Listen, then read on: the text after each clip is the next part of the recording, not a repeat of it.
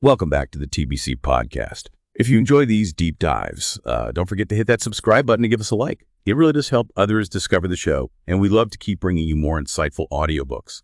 Today, we're kind of cracking open Eckhart Tolle's A New Earth, a book that's less about, getting your hands dirty and more about unearthing a new way of seeing yourself and the world. Tolle really dives deep into this whole idea of consciousness and spiritual awakening, but not in that way that makes you want to run off to a mountaintop and meditate for years. Instead, he offers this really intriguing idea. What if the key to a more fulfilling life isn't about achieving more, but about understanding the nature of our own minds? The first thing Tolle wants us to really grasp is the concept of the ego.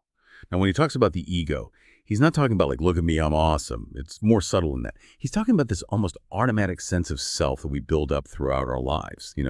It's based on our thoughts, emotions, possessions, even the roles we play in society. Imagine it like this. You're walking down a busy street, totally absorbed in your own thoughts.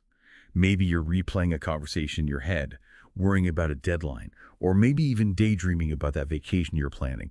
You're so caught up in your own head that you barely notice the world around you. The sights, the sounds, the people passing by. That, in a nutshell, is the ego at work. It creates this illusion of separation between me and everything else. And according to Tolle, this ego-driven state of mind is the root of a lot of our suffering. Because when we're constantly identifying with our thoughts and emotions, we kind of get swept away by them. We become reactive, easily triggered, and constantly seeking fulfillment in things that are ultimately fleeting and impermanent. He paints this really vivid picture of a woman who's lost a precious diamond ring. She's completely distraught, consumed by thoughts of loss, feelings of violation. But then there's this shift within her. She realizes that her true self, her core being, hasn't actually been diminished by the loss of this material object. It's like a powerful moment of awakening where she recognizes that her true worth isn't dependent on external things. The story really highlights the liberating power of detaching from material possessions and the sense of self that we attach to them. It's about realizing that our true identity lies beyond the fleeting nature of the material world. But here's the catch. The ego doesn't give up so easily.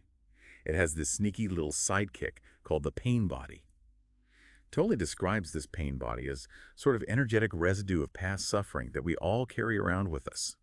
Think of it like an invisible backpack filled with all the hurts, traumas, and disappointments we've accumulated throughout our lives. And here's the thing about the pain body. It loves company. It wants to feed on negativity, drama, and conflict.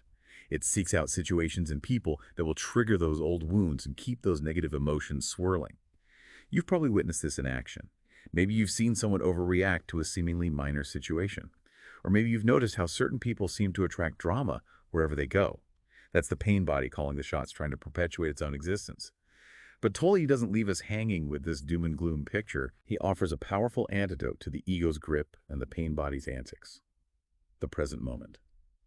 His central message is this: true peace and happiness can only be found in the now.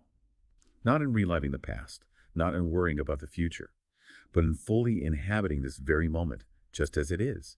You see, the ego is a master at pulling us out of the present moment. It's constantly replaying old stories, creating anxieties about what might happen. It's preventing us from fully experiencing the richness of life as it unfolds. But Tolle invites us to break free from this mental chatter by cultivating presence.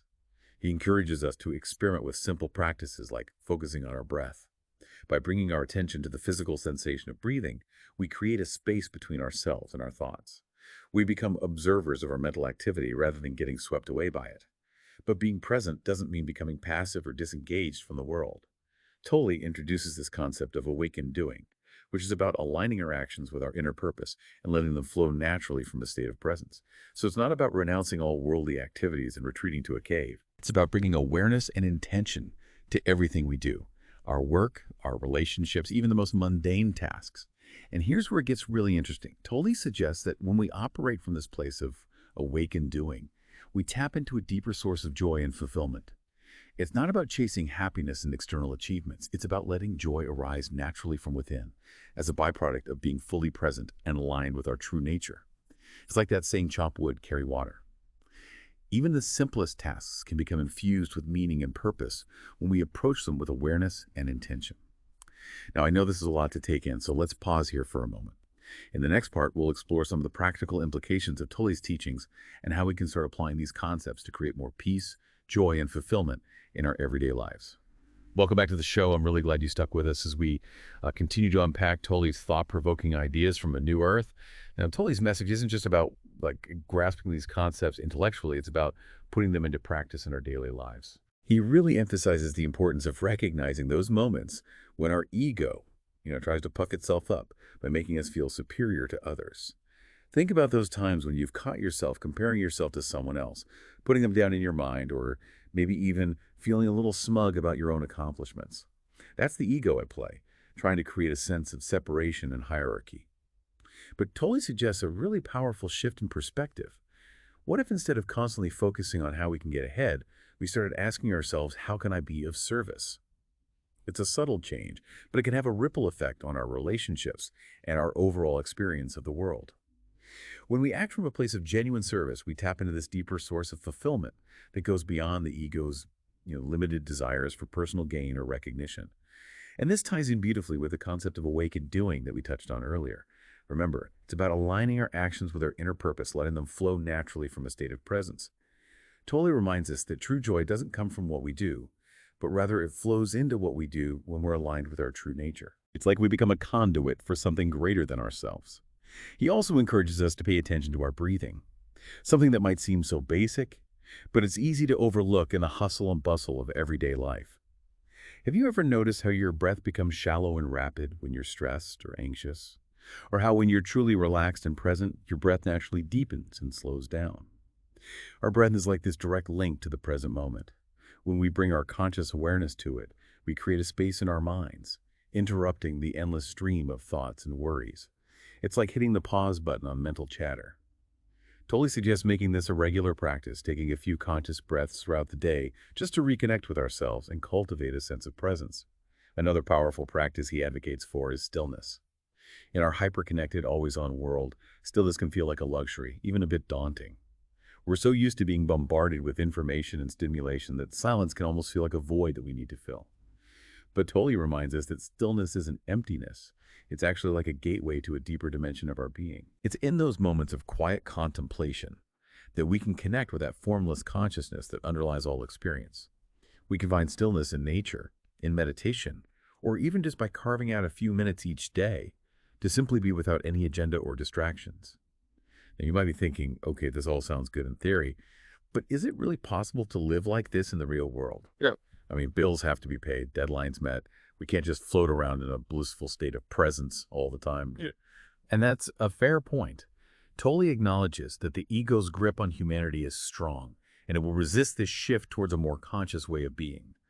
But he also believes that this awakening is inevitable. It's like a natural progression of consciousness, a movement towards greater awareness, unity, and love. But here's the truly fascinating part. Tolle envisions this awakening happening not just on an individual level, but also on a collective scale. He speaks of a collective awakening, a shifting consciousness that will transform humanity and ultimately create what he calls a new earth. He believes that as more individuals awaken to their true nature and their interconnectedness with all things, a critical mass will be reached and a new way of being will emerge. It's a world where those ego-driven conflicts and power struggles that have plagued humanity for centuries will begin to dissolve, replaced by a spirit of cooperation, compassion, and a deep respect for all life. It's a vision that's both inspiring and challenging, and it invites us to participate in this evolutionary leap. But how do we do that? Where do we even begin? We'll explore that in our final part. We're back for the final part of our deep dive into A New Earth. We've covered a lot of ground, from the tricky nature of the ego to the power of the present moment, and even Tolle's vision for a collective awakening. But now let's get down to brass tacks. How can we actually bring these ideas into our daily lives and maybe even play a part in creating this new earth that Tolle talks about? Yeah. Well, one of the most practical and frankly challenging things Tolle encourages us to do is to really re-examine our relationship with things. Those material possessions we often attach so much meaning to. We live in a world that's constantly telling us we need more stuff to be happy, successful, and fulfilled. Tolle, however, invites us to question that belief system. He doesn't say we need to become minimalists and renounce all our possessions, but he does urge us to become aware of the subtle ways those things might be feeding our ego and preventing us from experiencing true abundance. Ask yourself, is this thing truly adding value to my life, or am I clinging to it for a sense of security, status, or self-worth? It's a simple question, but it can lead to some pretty profound insights. He also suggests practicing what he calls non-attachment. This doesn't mean we can't enjoy the things we have. It's more about recognizing that our true worth isn't dependent on those external things. It's about finding that sense of inner security that can't be shaken by the inevitable ups and downs of life. Tolle also challenges us to shift our focus from how can I get what I want to how can I be of service. This simple change in perspective can have a profound impact on our relationships and the way we move through the world. When we start asking ourselves, how can I contribute? How can I make a difference? We tap into a deeper wellspring of joy and fulfillment. It's like we're aligning ourselves with something bigger than our own ego-driven desires. And in that alignment, we find a sense of purpose and meaning that goes beyond just chasing our own happiness. Or that idea of awaken doing, well, this is where it really comes to life. It's about bringing that sense of presence and awareness to everything we do. Whether we're washing dishes, writing a report, or having a conversation with a loved one, it's about infusing even the most mundane tasks with a sense of purpose and intention, letting our actions flow from a place of deep inner alignment. When we do that, Tolle suggests joy naturally emerges. It's not something we have to chase or force. It simply arises from the act of being fully present and engaged in whatever we're doing. When you think about Tolle's message as a whole, it's ultimately a message of hope and empowerment. He's not just pointing out the pitfalls of the ego or lamenting the state of the world. He's offering a pathway to a more conscious, joyful, and fulfilling way of being, both individually and collectively. And the most amazing thing is that each of us has the power to choose that path. It starts with those small, seemingly insignificant choices we make each day. The choice to be present in this moment, to offer a kind word, to act with intention, to let go of judgment, to simply be a little more aware of our thoughts and actions. These seemingly small choices have the power to create a ripple effect, influencing not just our own lives, but also the lives of those around us. And as more and more individuals make those choices well, who knows what kind of world we might create together. So as we conclude this deep dive into a new earth, I'll leave you with this question to ponder. What small step can you take today to bring more presence, awareness, and joy into your own life? And how can you, in your own unique way, contribute to the creation of that new earth that Tolle so beautifully envisions? This has been the Deep Dive. Until next time, keep exploring.